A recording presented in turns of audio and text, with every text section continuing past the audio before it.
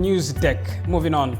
Wajir County is in a catch-22 situation after a spike in number of COVID-19 cases, all being imported cases from Somalia. Wajir now has 9 cases of COVID-19 and could soon be placed under partial lockdown if Pastoralists continue sneaking in and out of Somalia that has seen nearly 1,000 cases of the deadly virus. Isadin Haji reports. Within a period of 1 week, Wajir's total number of COVID-19 positive cases has shot to 9, setting the county on a red alert.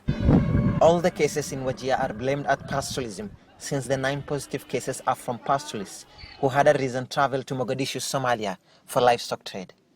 The long and porous border of Kenya with Somalia now sits at the center of a pandemic that crossed borders to Wajir County, the epicenter of the virus in northeastern Kenya.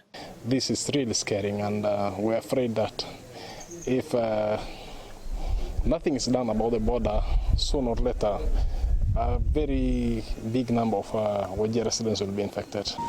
And once the number is increasing, that shows that the situation is actually not improving. The situation is worsening. And God forbid, Wajir soon is going to be in a red alert.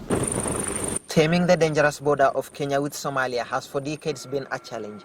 And now, just like terror, the invisible virus has interwoven with pastoralism and is almost halting a routine livestock business deep in Somalia.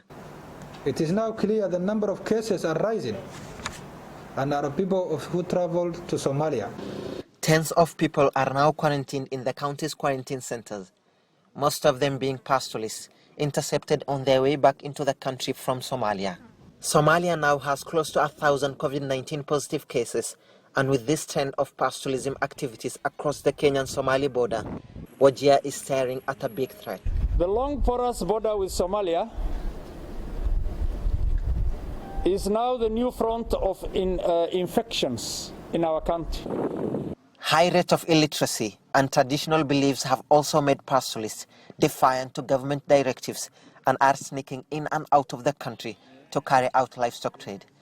Although the county government of Wajir did sensitization activities through local FM stations, most of these pastoralists have no access to this information and guidelines due to their migratory nature. The sensitization, I can remember, was done in Wajir Community Radio. But the question is, who have this radio? Who can access this radio? Very few. And this Ramadan time, people have no time for radio. Now they are looking for bread winning. There are people who do not have radios. There are people who do not, who are not in formal settlements that cannot be reached by chiefs and all that.